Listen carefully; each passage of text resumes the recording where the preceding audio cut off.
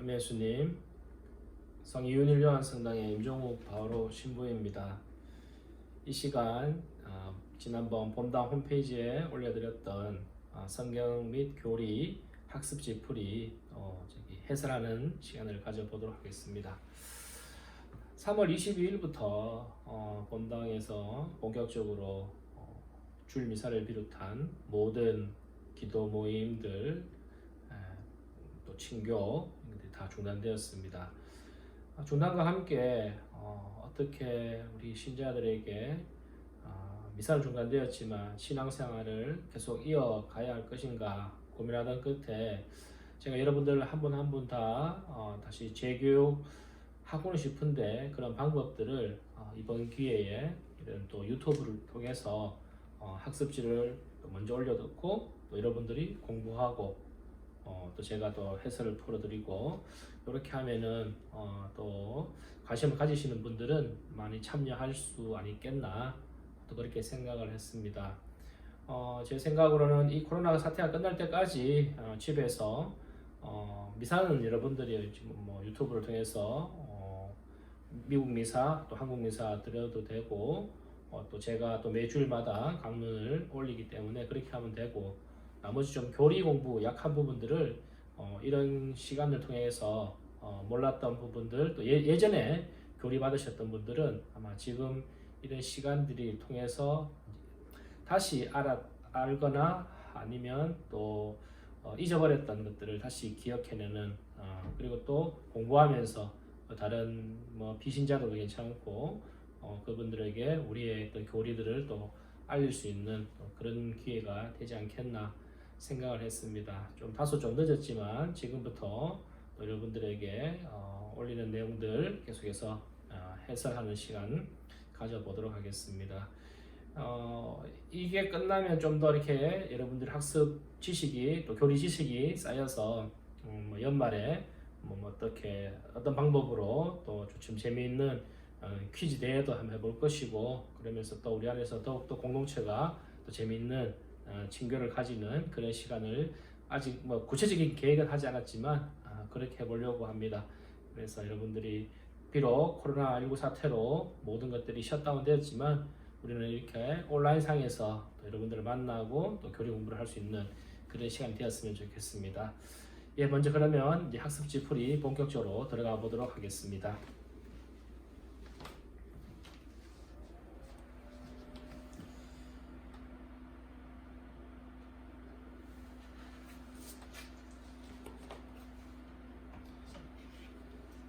예, 먼저 일반 교리에 관한 문제들 함께 살펴보고자 합니다. 가톨릭 주요 교리 중 기본 4대 교리는 무엇인가요? 라는 문제를 제가 처음에 내었습니다. 우리 신자들이 가장 알아야 할 기초지만 또 그럼에도 불구하고 제대로 모르는 사람들이 꽤 많은 것 같습니다. 그래서 이거부터 먼저 짚고 넘어가고자 했습니다. 먼저 우주를 창조하시고 다스리시는 하느님이 계신다. 답이 뭐죠? 예, 천주 존재입니다. 하느님께서 모든 곳에 다 함께 계시고 있다라는 내용이고요. 두 번째로는 순서가 좀 바뀌었지만 그래도 내용은 다 맞습니다. 하느님은 착한 사람에게 상을 주시고 악한 사람에게 벌을 주신다라는 말. 유교에서는 권선징악과도 비슷한 내용이지만 우리 가톨릭에서는 상선벌악이라고 합니다. 선한 일을 한 사람에게 상을 주고 악한 행동, 악한 사람들에게 벌을 준다라는 내용이죠.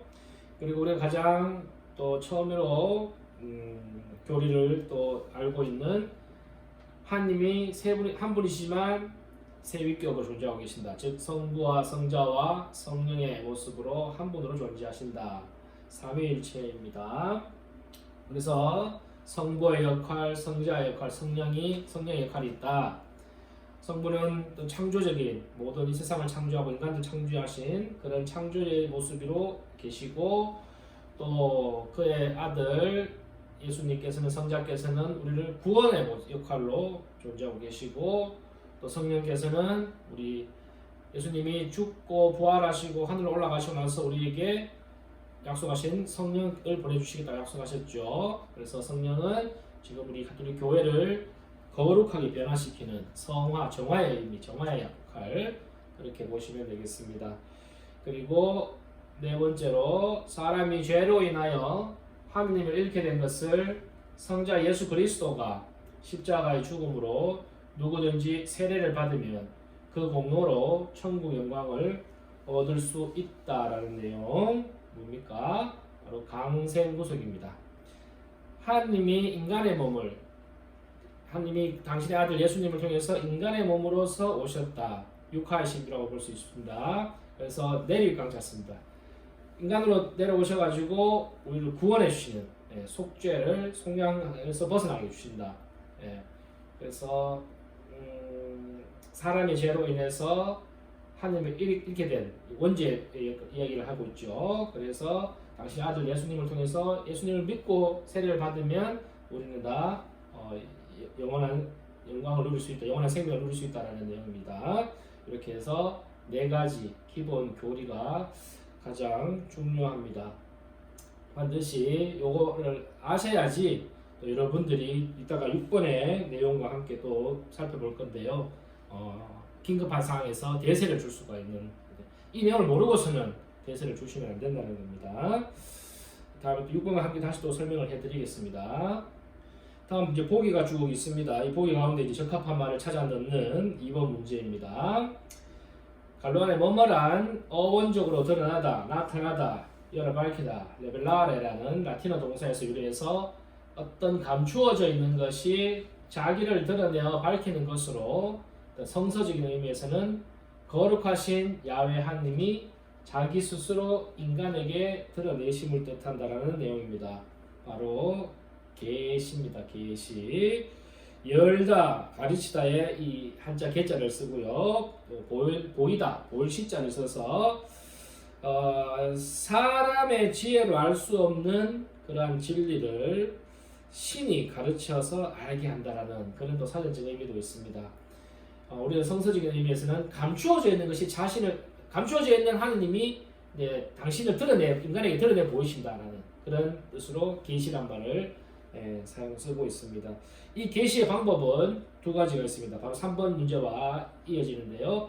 감추어져 있던 하나님께서 인간에게 바로 성서와 성전으로 드러내 보이셨다라는 사실입니다. 그 문제는 또 4번과도 연결되는데 기록된 글 형식상 4번을 바로 연결하겠습니다. 그런 기록된 성서의 말씀이 성사람이 형식성으로 구별되는 것이라면 기록되지 않는 것이다. 그러니까 거룩한 전통으로 계속 이어지고 있다. 우리가 알고 있는 성서책이지만 그 성서책에는 예수님께서 그 당시 있었던 많은 일들 다 또 적지 못한 부분도 있습니다. 그래서 또 교부들로부터 또 이어져 내려오는 그런 또 가르침들 그것을 또 기록해 놓은 것들을 바로 성전이라고 이야기합니다. 그래서 가톨릭에서는 성서와 성전을 중요시하고 있습니다. 그에 반해서 개신교 신자들은 이제 성전은 인정하지 않고 있죠. 다음에 5번 문제. 사도들은 예수님께서 한처음에 계셨으며 하나님과 함께 계셨고 하나님이신 말씀이시며 보이지 않는 무엇이시고 하나님 영광의 광채이시며 하나님 본질의 모상으로서 만물을 당신의 강력한 말씀으로 지탱하시는 분이다 라고 고백한다. 콜로새서 1장 15절에 찾아보시면 답이 나오고 있습니다. 찾을 수 있습니다. 잘 몰랐던 분들은 답은 하느님의 모상입니다. 가톨릭 교회 교리서에서 241항에서 이렇게 정해놓고 있습니다. 그래서 인간은 보이지 않는 하느님의 모상이신 그리스도 안에서, 그러니까 우리가 창조주를 닮은 모습으로, 하느님을 닮은 모습으로 창조되었다. 여러분들도 하느님의 모상이다, 모조품이 아니다는 말이죠. 그래서 구원자이시며 구세주이신 그리스도 안에서 원죄 때문에 우리 인간 안에서 원죄 때문에 우리 인간의 안에 일그러진 좀 훼손된 하느님의 모상은 그 본래의 아름다운 모습으로 복원되었고 또 하느님의 은총으로 고귀한 품위를 지니게 되었다라는 내용입니다. 예, 6번 이제 OX 문제가 나오는데 조금 제가 말을 약간 또 여러분들 헷갈리게 했던 부분도 있는데 다시 한번 살펴볼게요. 가톨릭 4대 교리를 익힌 자는 누구나 대세를 줄 수 있다. 예. 1번 문제가 이제 4대 교리에 관한 내용입니다. 왜 이 4대 교리가 중요하냐면 예수님께서도 많은 제자 세상 모든 사람들에게 성부와 성자 성령 이름으로 세례를 베풀으라고 그렇게 말씀하셨습니다. 여러분들은 이제 신앙생활 또 성당에 다니시는데 가까이 친척들이나 또 혹시 부모님들 중에 안 다니시는 분도 있죠, 그죠? 근데 성당 다니면 여러분이 참 좋잖아요, 이런 체험들. 그런데 또 기회가 잘 없다가 나중에 갈게 이런 사람들도 있었을 것입니다. 근데 죽을 위험에 처했을 때 그래도 장례미사를 좀 해드리고 싶은데 이런 분들이 분명히 있을 것인데 인간은 죽음 앞에서 약하거든요. 그래서 평소에 이렇게 성당에 관한 이야기들을 많이 하셨다가 이제 좀 죽음에 임했을 때 그래 그러면 이제 내 성당에 가도 되겠니라고 이렇게 이야기하다가 좀 받으려고 하잖아요. 그러면 원의가 있으면은 원래 우리는 6개월, 1년 정도 해야지 세례를 줄 수 있지 않습니까?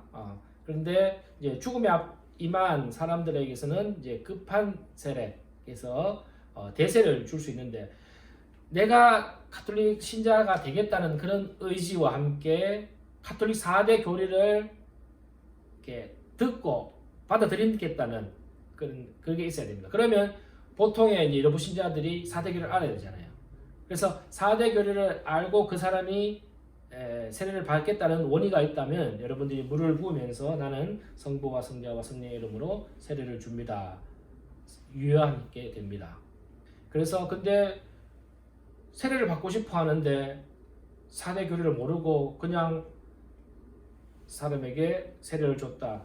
원칙상은 성립이 되지 않습니다. 그래서 이렇게 또 대세를 받은 사람이 다시 돌아가셨을 때 가톨릭에서 장례 예식도 할 수가 있는데 신앙생활, 사회생활 해보니까 또 의외로 유족들이 자기 부모님이 마지막에 세례를 받고 또 돌아가시고 가톨릭 교회에서 이렇게 부모님을 위해서 장례미사를 해주는 거 보면서 또 자신도 감동받아서 냉담 푸는 사람들, 다시 예비 신자가 되는 사람들 많았습니다.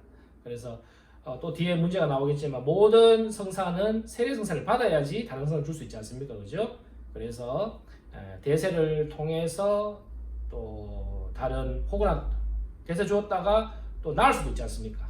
그러면 다음에 또 병자 성사 다시 줄 수도 있는 부분인데, 그래서 가장 중요한 이 4대 교리를 여러분들 알아야지 어느 때 위급할 때 할 수가 있는 겁니다.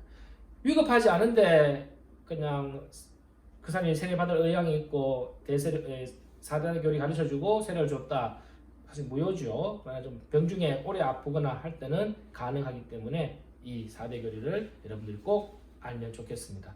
자, 그런데 비신자가 있어요. 뭐 다른 종교 신자라든지 그 신자가 그냥 공부하다 보니까 가톨릭 사회교리가 이런 것이 있네 알고 있어요.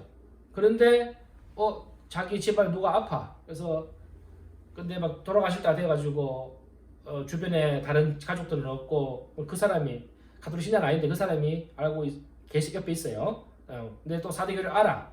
그래서 이 사람이 난 이제 다시 좀 늦었지만 병자가 세례받고 싶다 할 때는 그 사람이 가톨릭 신자가 아니더라도 4대 교리를 알고 환자가 원의가 있다면 이렇게 이야기하고 물을 부으면서 나는 성부와 성자와 성령의 이름으로 세례를 줍니다 하면은 유효합니다.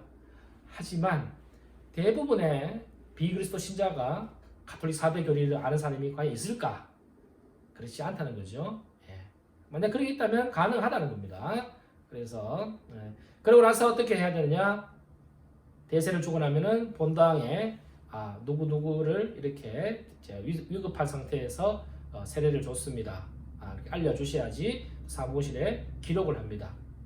기록하고 나서 그러고 나면은 이제 뭐 나중에 또 혹시나 이제 나을 수가 있잖아요.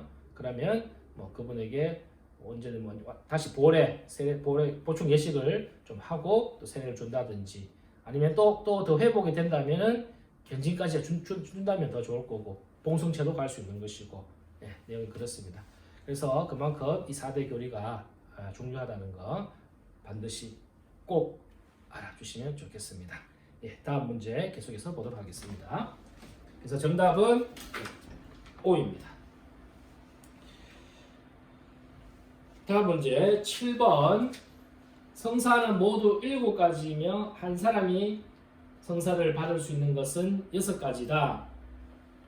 정답은 뭘까요? O입니다.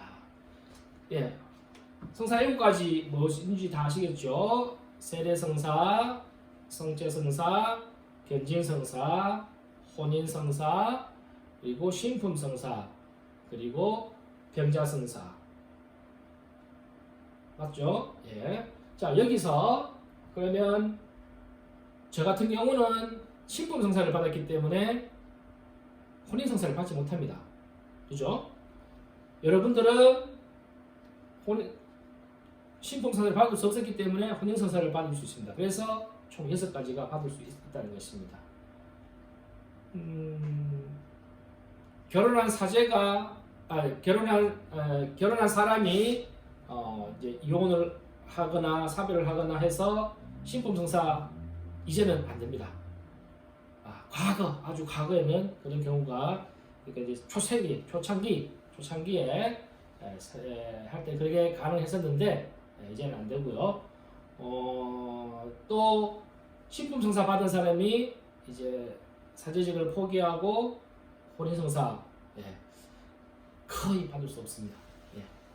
그래서 6가지 받을 수 있는 성사는 6가지이기 때문에 답은 O가 맞다라는 것입니다.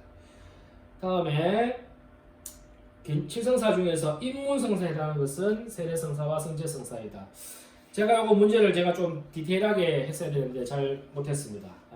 제가 원래 원하는 답은 이게 이제 입문성사에 해당하는 것은 세례성사와 성체성사 뿐이다 해서 X표를 하려고 했는데 사실 맞습니다. 입문성사는 3가지인데 세례성사와 성체성사와 견진성사 이 3가지를 받아야지 입문성사에 해당되는데 그 문제가 세례성사와 성체성사이다 하기 때문에 틀린 건 아닙니다. 그래서 제가 원래 의도하고 했던 것은 세례성사와 성체성사 뿐이다 하려고 했는데 그래서 답을 잘못해서 문제 잘못 내서 정답은 O로 하겠습니다. 그래서 여러분들은 이 3가지를 알고 계셔야 될 것 같습니다. 그리고 다음에 견진성사의 집전자는 주교님 뿐이다. 다음 먼저 알려드리겠습니다. 뭐죠? X입니다. 주교님의 위임을 받은 신부들, 사제들은 할 수 있다. 교구장 대리라든지. 그래서 대구 같은 경우는 각 대리부가 5개가 있어서 주교님이 견진성사를 집전하지 못할 때 교구장 대리, 주교 대리가 견진성사를 집전할 수 있습니다. 그리고 견진성사에서 가장 중요한 안수와 도유, 이마에 기름을 바르는 예식인데 이 부분도 마찬가지로 주교님께서 위임하시면 사제가 할 수 있고 저도 이대리구청에 있었을 때 청소년들 견진성사 할 때 한 260명 정도 했었던 것 한 번에. 그래서 교구장 대리 신부님께서 같이 하자 하면서 안수하고 기름도 같이 발랐던 그런 기억이 있습니다. 그래서 꼭 주교님만 하는 것은 아니다라는 사실을 아시면 되겠습니다. 다음 문제 이제 성서로 넘어갑니다. 10번 가톨릭 성서는 구약 성서 몇 권? 46권. 신약 성서 몇 권입니까? 27권. 그래서 총 73권이다. 제가 중학교 때 교리반 다닐 때 우리 교리반 선생님께서 하셨던 그 기억이 하나님 전화번호 가르쳐 줄게 73국에 4627이다. 그 당시 때는 국이 앞에 그게 두 가지밖에 없었습니다. 두 자릿수밖에. 지금 뭐 핸드폰으로 앞에 세 자리, 네 자리 있지만 그래서 그렇게 쉽게 외웠던 기억이 있습니다. 성서는 특별히 이제 구약 성경은 900년이 넘는 기간 동안에 걸쳐서 히브리 사람들의 어떤 이 종교적인 책무라고 할 수 있거든요. 그래서 이 히브리어로 이스라엘 말로 기록된 경전들이 뭐 율법서, 예언서, 성문서 그렇게 쭉 있었는데 그게 공식적으로 확정된 것은 39권이었습니다. 그래서 이게 39권은 히브리 경전, 제1경전이라고 이야기하고 있는데 기원전 250년경에 히브리어와 함께 또 그리스어를 사용하던 많은 이방인 지역에서 이 구약 성경을 그리스어 번역으로 번역합니다. 그래서 거기에 히브리 성경에 속하지 않았던 그런 성경들이 나오는데요. 그래서 그 성경이 제2경전이라고 해서 히라보로 그리스어로 번역된 것입니다. 토비서, 유디서, 지혜서, 집회서, 바룩서, 마카베오사, 마카베오하. 이것이 히브리 경전 39권과 함께 제2경전으로 우리 7권을 합해서 우리 가톨릭에서는 정경으로 정식 성경 경전으로 받아들이고 있습니다. 그래서 46권이다. 개신교는 히브리 경전만 인정하기 때문에 뒤에 7권 토빗, 유립, 지혜서, 집회서, 바룩서, 마카베오, 상하는 받아들이지 않는다. 그 차이가 있습니다. 성서를 이제 분류하는데요. 구약 성서는 모세오경과 역사서와 그리고 시편 같은 것과 지혜문학, 자문서, 지혜서 같은 들이 있고 그리고 이제 예언사, 대예언자들, 소예언자들이 성경에 많습니다. 그 예언서가 또 구성이 되어 있습니다. 신약 성서는 잘 아시다시피 사복음서 다음에 나오는 목차가 목록이 보면 사도행전이고 그리고 바울 서간과 또 가톨릭서 사묵서간 이게 합쳐서 서간이라고 부릅니다. 서간과 요한묵시록이 있습니다. 그리고 모세오경이 어떻게 보세요? 5가지인데요. 창세기와 그리고 탈출기. 옛날 말로는 출애굽기, 에집트를 탈출한다는데 탈출기, 개정된 성서에는 탈출기라고 되어 있습니다. 그리고 레위기, 또 민수기, 신명기, 법정 같은 내용들이 많이 나와 있습니다. 이렇게 구성되어 있습니다. 다음에 14번은 뭐 대부분 다 아는 문제라고 생각해서 하나님의 백성들이 신앙의 조상, 신앙의 아버지라고 부르는 사람은 누구입니까? 바로 누구죠? 아브라함. 아브라함입니다. 성경에 관한 설명 중에 틀린 내용은 어떤 것인가?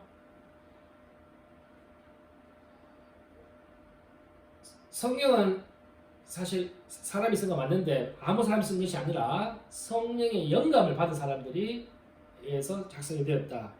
그래서 1번은 맞는 내용이고요. 두 번째로 앞에 우리가 봤죠. 구약 46권, 신약 27권으로 총 73권이 정경이다. 그리고 성경은 하나님께서 직접 만들어서 인간에 주신 것은 아니다. 1번의 보기와 함께 보시면 되겠습니다. 성경은 이스라엘 백성을 통해서 하나님께서 당신을 계시하신 것이다. 맞죠? 그래서 계시는 성서와 성전을 함께 두 가지로 보고 있다고 했습니다. 이스라엘 백성들의 신앙 고백이 들어있는 책이다. 선택된 이스라엘 백성들이 이제 그들이 하나님을 야훼 하나님을 받아들이고 또 구약의 내용 보면은 배반했다가 하나님의 심판이 있다가 또 다시 그들이 하나님께 다시 돌아와서 잘못했다고 빌고 또 이런 역사적 사건들이 계속 반복되는 내용들이 아주 볼 수 있을 것입니다. 그래서 정답은 3번입니다. 다음 이제 전례 문제로 들어가겠습니다. 지금 사진에 보면은 세례받고 기름 바른 게 아니라 신부님 손으로 이마에 재를 얹는 십자가를 표시해주죠. 3월 22일부터 안 했다고 그랬죠. 우리는 제일 수요일은 본당에서 지냈습니다. 그래서 이 문제가 나갈 때만 해도 사순식이었는데 지금 우리는 이제 지난주 부활을 또 보내고 있어서 지금 시기는 부활식인데 사순식이 먼저 한번 볼게요. 부활 축제를 준비하기 위한 40일간의 기간으로 언제부터 언제까지냐면 제의 수요일부터 부활 전야제까지 계속되고 성주간은 주님 순환 성지주일부터 성토요일 부활 성약까지 그때가 바로 주님 순환 성주간이라고 우리가 알고 있습니다. 다음 문제는 잘 보시면 손에 올리브 가지를 든 많은 회중들이 신부님이 축성을 하죠. 땡땡땡땡 주일은 죽음에 처할 그리스도께서 이제 예루살렘에 입성하는 것을 기념하면서 그분의 죽음을 통해서 죽음이 극복될 것을 미리 깨닫고 있는 우리들이 새로운 예루살렘인 교회의 왕으로 오시는 것을 기념하는 날 주님 순환 성지주일 가톨릭에서는 이렇게 이야기하고 있습니다. 이때는 또 미사가 몇 명 전례위원장님과 몇 명만 해가지고 이렇게 미사가 거행되었습니다. 그리고 사진에 보면은 답이 나와 있으니까 살펴보도록 하겠습니다. 예수 그리스도가 사형 선고를 받으신 후에 십자가를 지어 골고타 등에 이르기까지 났던 14가지 중요한 사건을 성화 그림으로 혹은 조각으로 표현해서 축성된 십자가와 함께 성당 양벽에 걸어두는 곳 14채를 하나하나 지나가면서 예수님의 순환과 죽음을 묵상하며 바치는 기도를 무엇이라고 하는가? 바로 십자가의 길이라고 합니다. 계속해서 전례 문제는 OX 문제로 다시 내렸습니다. 사수시기와 대림시기 때 사제는 전례복 색깔이 같다. 정답은 O죠. 무슨 색깔인가요? 그렇죠. 보라색입니다. 사수시기와 대림시기 때는 보라색 제의를 입는다. 20번에 사순시기와 대림시기 때는 알렐루야를 하지 않는다. 정답은 X입니다. 사순시기 때는 알렐루야를 하지 않지만 대림시기 때는 알렐루야를 합니다. 그리고 21번에 사순시기에 매주 금요일마다 단식과 금욕을 한다. 정답은 X입니다. 매주 금욕을 하지만 매주 단식은 하지 않는다. 사순시기에 단식하는 날은 제의 수요일과 언제? 성금요일 이날에만 단식을 합니다. 그리고 십자가의 길은 사순시기에만 바친다. 주로 사순시기에 많이 바치죠. 그러나 다른 때도 예수님의 순환 죽음 고통을 묵상하면 그런 시기가 되었으면 좋겠습니다. 그래서 X입니다. 다음 문제 이제 나왔네요. 구약 성서에 나타난 사순시기의 40의 의미가 아닌 것은 창세기에서 하나님은 악으로 가득 찬 세상을 정하기 위하여 40일 동안 비를 내리셨다. 하나님께서 이제 노아에게 명하시는 장면들입니다. 특별히 창세기 7장의 내용을 많이 7장의 내용에서 살펴볼 수 있습니다. 7장 4절, 12절, 17절에 보면 이런 내용들이 잘 나와 있습니다. 그리고 에집트 종살이 하던 이스라엘 민족이 노예 생활을 벗어나 하나님이 약속한 땅에 들어가 그들은 40년 동안 살았다. 40년 동안 그들은 광야를 걸으면서 살았던 것 같지만 들어가서 살았던 것은 더 이상이죠. 그래서 들어가기 위해서 40년 동안 광야에서 살았지만 들어가서 40년 동안 사는 것은 아닙니다. 그래서 답은 2번 잘못된 것은 2번이다. 모세가 시나이산에서 하나님의 계명을 받기 위해서 40주야의 제를 지켰다. 탈출기 내용에서 보면 이제 모세가 시나이산에 2번 올라가는 내용이 나오는데 24장에도 나오고 34장에도 나옵니다. 그래서 하나님의 계명을 받아 적고 했던 내용들 34장 28절에 더 자세히 잘 나와 있습니다. 살펴보시면 되겠습니다. 엘리야가 하나님의 호렙산으로 가기 위해서 40일간 밤낮으로 걸어야 됐다. 열왕기 1서 19장 8절에 내용이 나옵니다. 엘리야가 하나님을 만나기 위해서 호렙산으로 간 내용들, 그래서 거기서 40일간 주야를 걸어야 했다는 내용이 나옵니다. 정답은 그래서 2번이 되겠습니다. 24번 문제.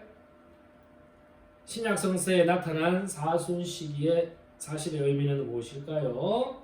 예수님께서 공생활을 시작하기 전 광야에서 40주야를 단식하며 준비를 하셨다. 예, 맞는 내용입니다. 그리고 예수님께서 부활 후 제자들 40명에게 나타났다. 구체적인 숫자는 나와 있지 않습니다. 40명에서 답은 아니고요. 그리고 예수님께서는 부활하신 후 승천 하시기 전에 40일 동안 제자들과 함께 머무르셨다. 50일이라고 나와 있습니다. 그리고 예수님이 일으킨 기적은 40번이다.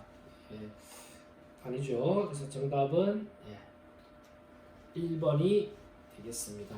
25번은 그날 제가 하면서 줄 복음을 적으라고 그렇게 했습니다. 그래서 보시면 되겠고요. 예, 이렇게 해서 학습지 1회분 설명을 했습니다.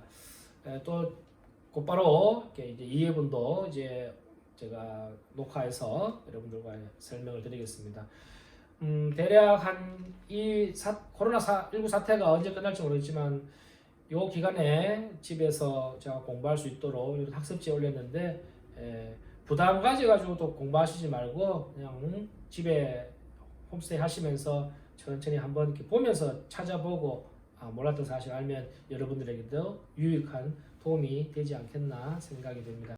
그래서 함께 한 풀이할 시간 또 여러분께 감사드리고 또 이번 주에 또 새로운 문제 또 만들어서 이제 4회 그리고 또 해설 또 계속 제가 준비하도록 하겠습니다. 좀 부족하지만 여러분들이 또 좋은 아량으로 또 계속 함께 해주시면 감사하겠습니다.